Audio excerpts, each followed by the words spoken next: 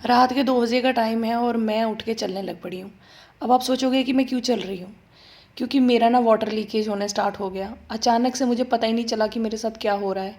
फिर उसके बाद मैं थोड़ी देर लेटी और फिर उठी और फिर मैंने अपने हस्बैंड को बोला कि शायद हमें हॉस्पिटल जाना पड़ेगा, तो हम ना बच्चे के कपड़े वगैरह जो पुराने हैं इनको निकाल लेती हूँ, क्योंकि मैंने नया कुछ भी नहीं लिया था, ना मैंने कुछ पुराना बनाया था। सो मैंने जो पुराने कपड़े थे, ब्लैंकेट थे अपनी बेटी के, वो सब निकाल के रख दिए। फिर उसके बाद मैंने अपनी चोटी बनाई ऑयल लगा के और फिर मैं चली गई हॉस्पिटल। मेरे हस्बैंड बोलते कि स्माइल करो और अच्छे से वीडियोस बनाओ, क्योंकि ये टाइम दोबारा नहीं आएगा। तो मैं कोशिश कर रही थी बहुत खुश रहने की, लेकिन मुझसे खुश नहीं रहा जा रहा था, मैं बता नहीं सकती आपको।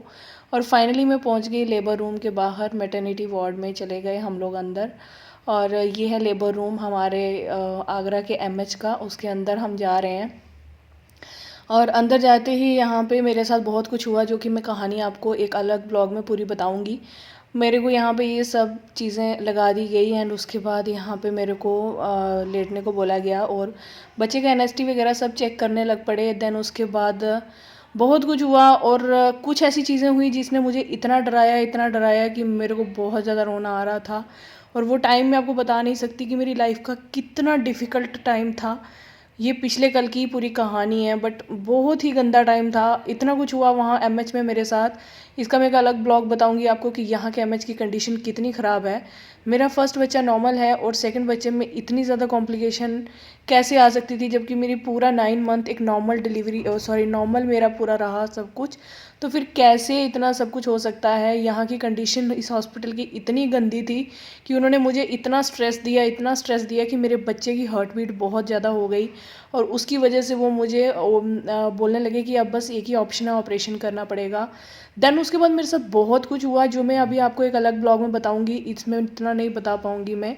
और मेरे को इतना स्ट्रेस हो रहा था और उन लोगों ने इतना डराया मुझे कि मैं आपको वो एक्सप्लेन करके बता नहीं सकती।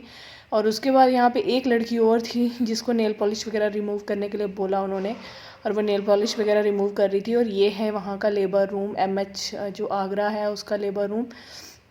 तो यहाँ पे उसके बाद मैं भी लेटी हुई थी और बच्चे का एनएसटी चेक हो रहा था एंड बहुत सारे फालतू के ड्रामे चल रहे थे उन लोगों के, जो कि जिसकी बिल्कुल ज़रूरत नहीं थी। और इतना सब मेरे को सुबह से लेकर शाम तक यहाँ पे लेटा रखा। मैं बहुत कोशिश कर रही थी खुश होने की, एक नॉर्मल सा टाइम स्पेंड करने की कोशिश कर रही थी, पर पता नहीं क्यों जो स्ट्रेस मेरे को हुआ है ना, उसकी भरपाई मैं कब तक कर पाऊँगी मुझे नहीं पता। जो डिलीवरी से पहले मैंने झेला है उस हॉस्पिटल में, और डिलीवरी भी मेरी उस हॉस्पिटल में नहीं हुई है, उसके बाद मैं किसी दूसरे हॉस्पिटल में गई, कैसे गई मैं दूसरे हॉस्पिटल में, किस तरह से मैं वहाँ पहुँची हूँ, ये सब चीज़ें मैं आपको बाद में बताऊँगी एक अलग ब्लॉग में। इसका जल्दी ही दूसरा लेके आ रही हूँ। देन उसके बाद मेरी फाइनली जो है डिलीवरी हो गई एंड मैं हॉस्पिटल में हूँ इस टाइम पे, और दूसरे हॉस्पिटल में हूँ, एमएच आगरा में नहीं हूँ। और डिलीवरी होने के बाद मैं कुछ हल्का फुल्का सब ब्रेड वगैरह ले रही हूँ। मेरे हस्बैंड बहुत ज़्यादा पूरा दिन भाग भाग के इतना थक गए थे, मैंने उनको बोला कि आप थोड़ी देर के लिए सो जाओ, देन उसके बाद आप उठना और अभी सो जाओ। तो फिर वो सो गए और वो थोड़ा सा रिलैक्स फील कर रहे थे, क्योंकि सोने के बाद पूरा दिन बहुत ज़्यादा खज्जल हुए वो।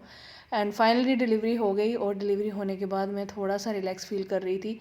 मेरी नॉर्मल डिलीवरी हुई है और with in half an hour मेरी डिलीवरी डन हो गई थी।